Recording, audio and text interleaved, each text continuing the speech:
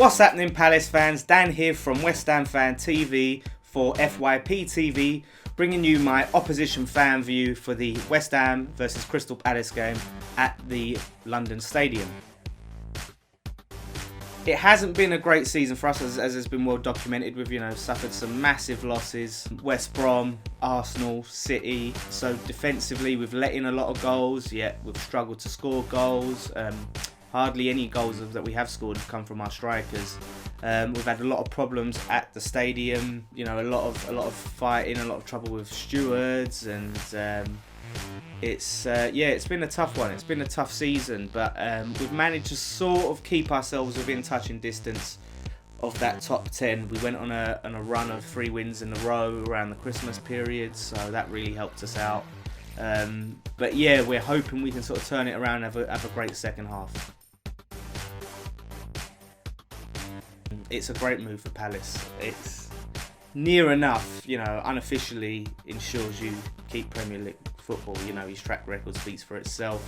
He is a good manager, if not a bit of a dinosaur. He is a good manager. He knows how to organise teams, and I think it's what Palace needs. Pardew's a bit shaky. He'll get you sort of just there. He might get you to a final or get you within touches like in the top 10 one season, but then you'll be battling relegation afterwards.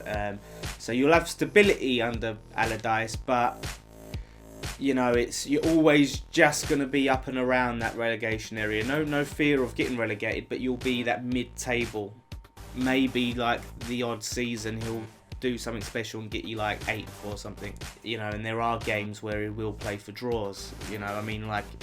The way he sees it is, if there's a team he thinks, we ain't got much chance of beating, I'll at least go for a point rather than go out all guns blazing. So a lot of West Ham fans didn't like that, but we needed him at the time when we was relegated, and you guys need him now. Well, for one, it's our first time playing at this ground as well, so it's almost like a neutral ground. So, teams don't have that real feel of being away. A lot has been said about what it was like at Upton Park with the fans, right on top of you, and you feel the atmosphere, and it felt like a football ground. So it had a little bit of the intimidation factor, where now it's like the fans are so far away from the pitch. It's not easy for us to make our presence felt, and the stewarding issues, it's anytime fans do try and really get an atmosphere going and stand up and sing, then the stewards come in heavy-handed and shut everything down, throw people out. There's been some rough-handedness going on. I've heard people, being pinned down to the floor, and I've seen videos of fights, all sorts of things. So there's that. So yeah, I think mainly it just feels like a neutral ground at the moment. I don't get that feeling I used to get going to Upton Park. So yeah, I think that's what it comes down to. I mean, I'd like to say striker, because we're really struggling to score goals, and we've needed a good striker this season. We've signed crap, but for me, we desperately need to sign a right back.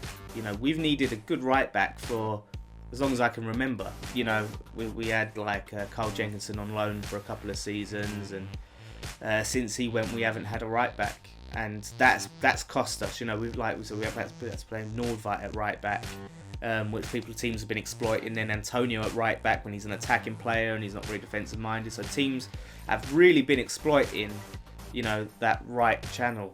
And it's been costing us, making us concede goals. So a good right back is a must. In fact, I think losing James Tompkins for us selling him was madness to you guys, because even though he's a centre back, last season we played him at right back in a lot of games, and we got a lot of wins out of it when he was in that right back position. He done a very, very good job there.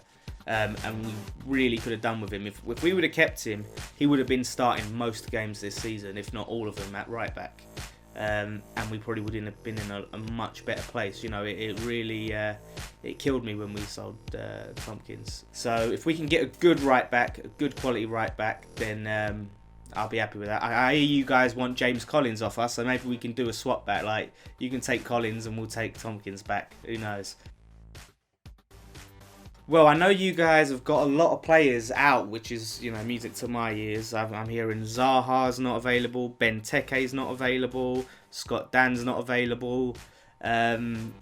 So yeah, I think that it's sounding good for us. But I think the player that we're most wary of, for me, would be Cabaye. Very creative player. He's a player that West Ham was interested in at one time. I think we tried to sign him. I can't remember if he turned us down to go to you guys or we weren't paying the asking price or whatever. But for whatever reason, we was interested in him, and then he became a Palace player. And then we went on to get Dimitri Payet, who a lot of people compare, you know, Cabaye and Payet to get, you know, because they're very similar creative players. But he's that sort of player who can sort of create something out of nothing, you know, chip in with a beautiful goal. So he's a player that I don't know. I haven't seen what his form's like. You know, you guys might know he might be out of form or something, which is why he's doing bad. But it's those sort of players. It's like Payet. You know, even when he's not been playing bad, it just takes one bit of magic just to make something happen. You know, and that's all it takes. It is such a tough one because I can't say like I'm really confident. You know, obviously Palace is a team like us, not doing too great. So you'd say, right, if we're going to win any game, it's this game. But we've been so inconsistent this season, it's really hard to call. But I'm going to say, if we can get Sam Byram, who is the only right back we have, who's coming back off of injury, if he can start and at least get 60 minutes and we have that going, you know, I think we can win this 3-2. 3-2. I'm going to say 3-2 because our defence isn't great, but even though we have got some good attacking players, I think there'll be some goals. So I'm going to be bold. I'm going to say West Ham to win 3-2.